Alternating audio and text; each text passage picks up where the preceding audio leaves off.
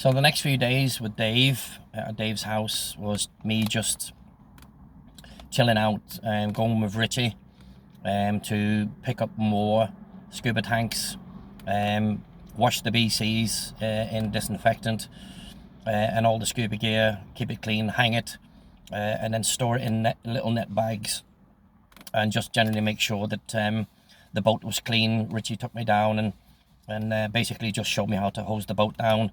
We got into the water with a set of fins and a mask and some scrubbing pads, and we scrubbed the boat. We cleaned the boat to make sure that there was no shit on the hull. We cleaned the engines. Ritchie was a great little mechanic. He would service the engines every week, make sure that the spark plugs and everything were working, that the pull cords weren't ripping and weren't tearing.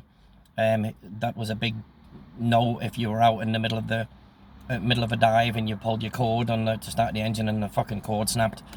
So Ritchie just made sure that the maintenance of the boat was 110%. He was a great little guy. And the history of Ritchie was how he came to work with David.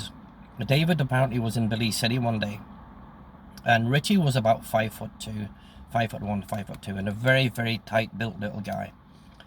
And Ritchie was a street fighter. Ritchie was homeless. I noticed Ritchie had lots of scars on him, cut scars. I thought at first that it was kind of like self-harm and stuff, but David told me Ritchie was fighting. He landed at a small airport once he left San Pedro when he went over to Belize, and it was a municipal airport. It was a small airport, just as you flew basically into Belize.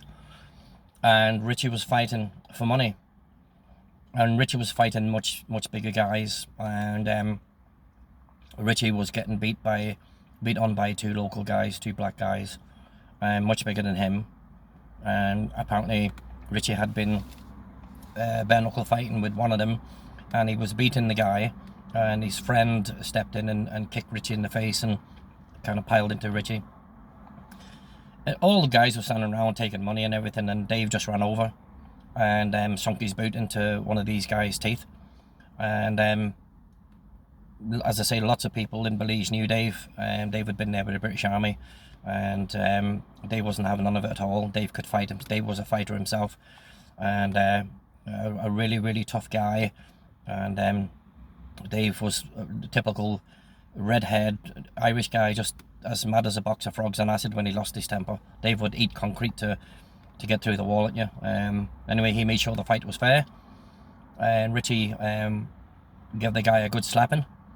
I collected his money and walked off full of cuts. Dave called him over, asked him what his name was, Ritchie. Asked him if he, what was he doing, where was he living. He told Dave he had nowhere to live, he was just sleeping on the streets. And Dave asked him, do you want a job? And Ritchie goes, yeah. And that was it. And for the first year or so, Dave did exactly what he did for me. He paid for Ritchie's lodgings, he paid for a place, took Ritchie back to San Pedro, fed him, clothed him,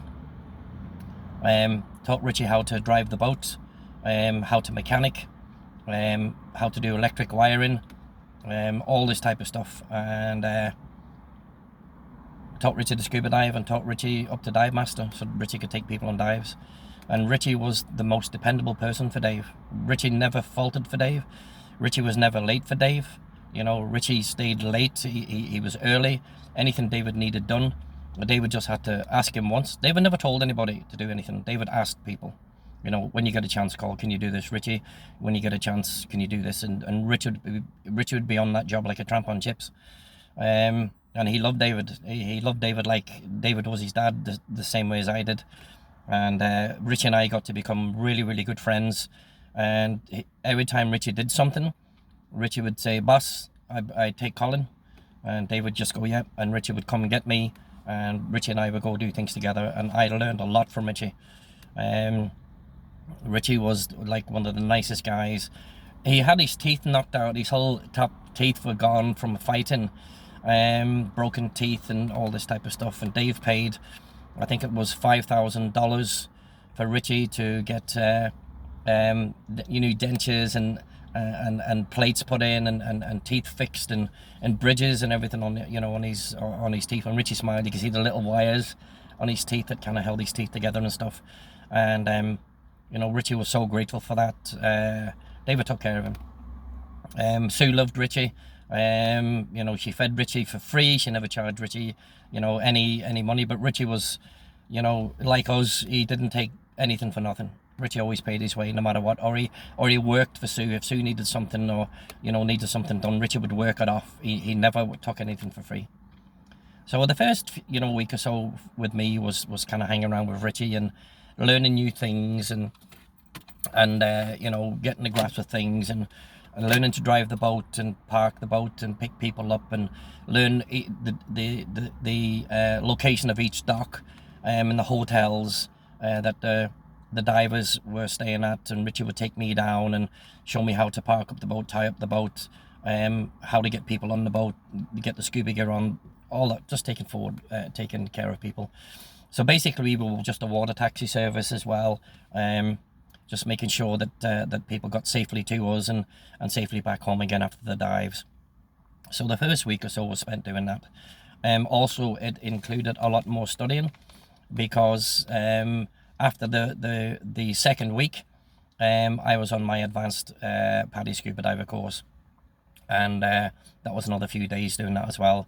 So Dave gave me the books for that. I read through the books, sat the tests at Dave's house, passed the tests, and then it was just basically doing the in-water skills again. And again, David had a few more people on the class, and the scuba diving got easier, the skills got much easier. David handed me a lot more responsibility of getting people into the water, getting them comfortable with people, getting me comfortable around people, because I wasn't great around people. It was I felt I had nothing to say. I felt I had nothing on the level of these other people, because the people who came to Dave were all rich. They were all rich Americans, and they let you know what they had and what they didn't have, and where they lived and how big the houses were, and all this type of stuff. And quite frankly, it fucking just bored the piss out of me, to be honest, hearing it all the time. Not everybody was like that, don't get me wrong. I met loads of American people that lived in Belize, that were rich, and you wouldn't think it. They lived well below their means, and they were really, really nice people. They didn't brag about what they had or how big the houses were back in the States. Just really, really super cool people. But the ones that basically came down on vacation, they were big tippers. That's how we made our money as well. They tipped really big for a service, and they were genuinely nice people. I just wasn't used to being, being around, these type of people. And my world and my eyes were just really, beginning to open, at how good life really was outside of growing up in Northern Ireland, in that small town, Fintona in Northern Ireland. So passed the open water diver a week or so later, and then Dave prepped us for, we did our in-water rescue, which was first aid, basically in the water, rescuing an unconscious diver. That was quite intense. That was quite a good, tough course. I enjoyed that. And then we did our specialty dives, night dive, underwater photographer, cave diver, wreck diver, deep diver, loads of stuff. The only course I didn't basically do was underwater knife fighter, because they didn't have that course at the time. But my PADI certificates were mounting up. I started logging all my dives from day one, and I ended up with doing basically on most days 5 dives a day. 2 in the morning, breaking for the afternoon, 2 in the afternoon, and then a night dive. And Ritchie always took the night dives, and the night dives for me was absolutely incredible. Getting in the water just as the sun was going down, and then all of a sudden a few minutes later it was as black as night underwater with your flashlight and loads of other divers diving around the place. And we did that at a little place called Hol Chan Marine Reserve, and that was about 4 or 5 miles south of basically where Dave lived.